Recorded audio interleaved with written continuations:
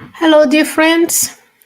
Here we are with another study of the book Green Light by the Spirit André Luiz through the mediumship of Francisco Cândido Xavier. Thank you so very much for joining me this morning. I want to make sure the systems are all working. What a blessing to be here. So today's chapter is chapter 20.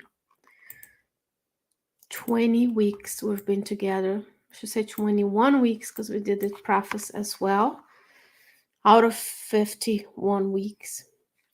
So we'll be together a few more times, but always learning with André Luiz and the Superior Spirits. I hope this day finds you well. And today we'll be talking about obstacles. What do we do when certain things in our lives don't work the same way we expecting? And that's what André Luiz is going to give us the insights of what to do. The beauty of this book is that it is very practical. It deals with things you and I and all of the other beings of this earth are going through. So it's a blessing to see that we can count on the comforting words of André Luiz. So we thank him, wherever he is in the spiritual realm, for bringing us this teaching. So today is about obstacles. He says, quote, "In the presence of obstacles, do your best and keep moving forward." Unquote for now. So what happens when we face a difficulty, a roadblock, an obstacle, something that is preventing us from doing the things we want? He says, do your best. We continue to do the best we can. And he says, keep moving forward. What a blessing to say this. So just keep on fighting. In a good way. Fighting a good fight. We're not endorsing any violence. He continues, we'll always upset someone as much as someone can upset us. In the same way, not everybody can live in the same place. Not everyone can share the same ideas. Unquote. Isn't that beautiful? It mirrors exactly what we see in nature.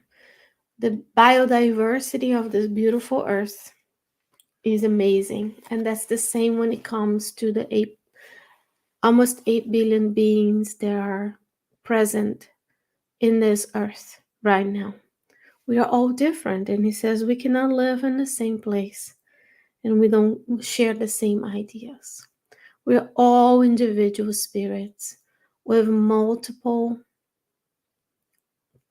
diverse experiences. So what I've been through in this life and my previous lives is different from what you've been through in this life and in other lifetimes and the many lifetimes to come, where the end result is a superior spirit, but we have different trajectories.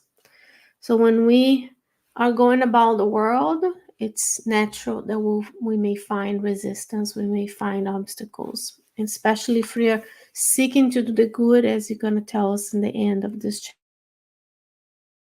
Find yourself with difficulties, obstacles.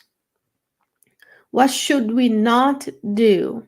He says, never scream, explode, or be enraged. Never give in or never give up, but continue working. Unquote for now. So one sentence. What we see today is this inability of us of controlling our emotions, our actions, and we see a lot of aggression, a lot of behavior that is less than ideal as we go about this life. And he says when we find something that contrasts with what we think, on top of thinking nobody lives the same way, nobody lives in the same place, nobody shares the same ideas. It says, don't scream, explode, or enrage. How many of us see, or even are the ones posting things, sharing things that are enraging people, that are calling into violence, that are less than ideal behavior? And if we think about it a little bit outside the book Green Light, I'm going to invite you to read the book Jesus in the Home by Neil Lucio, where Neil Lucio brings to us instances where the Christ is with his disciples. And in that book, you and I can study the body language of Jesus. Jesus never screamed. He never was enraged or exploded at people. He was always kind and loving and understanding. And Jesus being our guiding model, that's what you and I need to look and be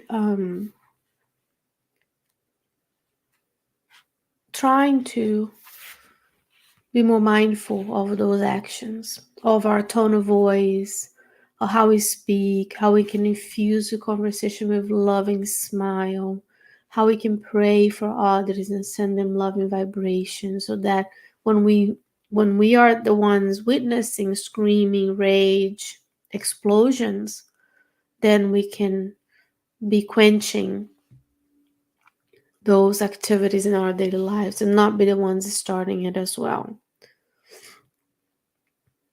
He says, after overcoming a problem, now you are on the other side of the obstacle.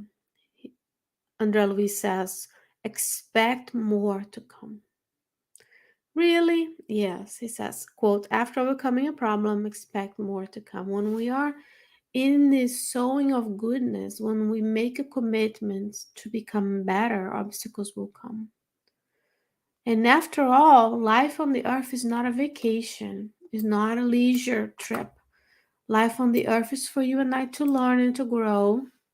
And then, based on the things we've done in the past, the law of cause and effect, we are here to overcome our own difficulties, to meet people that we may not have loved as much in other lives. We're still learning to love in this one and many other ones to come.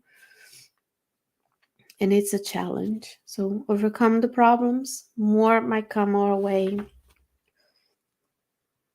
What if you make a mistake? Look at these beautiful teachings here. He says, quote, a mistake teach us the right way, the correct way. And failure show us the way to safety. How many of us don't own up to our errors? And we need to be humble and say, I made a mistake. This was not right to say or to do. And I'm here to make amends, because only the superior spirits don't make mistakes, right? You and I are in this earth. We don't know everything. We are not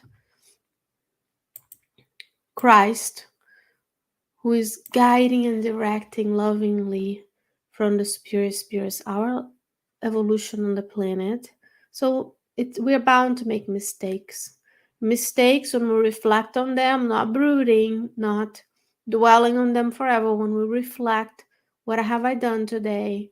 Would I be able to, if my life on the planet, if I were to discarnate today, will I be satisfied with the things that I said and done today? That's in relationship to the question 919 and the essay by St. Augustine in the Spirit's book. Anything achieved is done little by little. So let's say you want to start something. Let's say you want to start a spiritist group. Let's say you have a new project at work. Let's say you have a new family, a new house. Anything is done little by little. It's not by leaps and bounds, even though today many of us want instant gratification, but things happen for a reason at the right time, especially in the sowing of the harvest of spiritism. Is the superior spirits' time, the ones who have endorsed us and mentored us and sponsored us in order to allow us to be here today. It's on their time that things will happen. He says, on days of calamities, do not get angry or blame anyone, but bear in mind that we have to return to the right track and go forward. Let's say you made a mistake, something happened on your way. Do not angry or blame others. Return to the work and move forward. Dwelling on the past in order to learn something can have value, but he says move on. Do it again. Trust in the good spirits helping us. Try it again. He who searches for goodness will certainly suffer attacks from evil. And that's sometimes one thing that makes people a little disheartened or disappointed when they see spiritism, because they think their lives are going to get much easier. And in a sense does, because it brings to us the teachings of our true nature as spiritual beings incarnated on the earth in exchange with the spiritual realm. But it brings responsibility. So sometimes it's harder because you can, once you know that there's more than the physical, that you're not going to vanish when you die, you're just going to change dwellings or clothing, that you have many lifetimes already, that you have much more, God willing, of the grace of God in order to grow and progress. It makes it very hard to make the same decisions, to hurt people, to treat the earth the way we do, to hurt the animals. Those are things that are, we know now that there are consequences to our actions. So sometimes when we are searching for the goodness to become a better person, attacks of the evil will come because our spiritual friends who are around us might still be wanting us to continue with the leisure, to continue with the addictions, to continue with this all about me, all about my time, all about my activities. But when we step outside of ourselves and continue to work in the goodness, say, that is not fun anymore to spend the whole weekend only doing things for me, when there's so much need around the world, and when we can find joy in service, that can trigger those who are experiencing this lifetime through us, through this exchange in both worlds, and makes it hard for us. But fear not, the good spirits are with you right now. We all have something to contribute to this life. And he says, sow goodness through everything and everyone. Sow the good. Share the good. Think the good. Mold the good. Visualize the good. Now I'm mixing Andrea Luiz with Emmanuel in the book Falling Life. Sow goodness through everything and everyone, in any illicit ways and illegal ways, and by using all of the resources at your disposal, recognizing that if in the terms of the harvest, God expects time from man, while man, as in humankind, must surrender time to God. Isn't that beautiful? That's the call of action today. Go out there, sow the goodness and the light that lives within you, the seed of goodness that lives inside of you. Book Living Spring, message 30, Educate by Emmanuel. And do the good. Share the good, like the good. Be confident in the good. Faith and trust in God that is sustaining our lives on the earth and bringing to you and I beautiful teachings such as the book Green Light by the Spirit, Andrea Luiz. Our deepest gratitude to him and to our dear medium, Francisco Cândido Xavier, who took the time and sacrificed so that we can have these teachings today and for eternity now, that everything lives forever in the internet as well, right? Dear friends, thank you so very much for joining me today. And I hope that this teachings can help you in your journey of spiritual development, please write to us, comment, subscribe, like, to all of the things that will allow others to access these teachings as well. May you stay well, may you stay safe, and God willing, I will see you next week. Bye bye.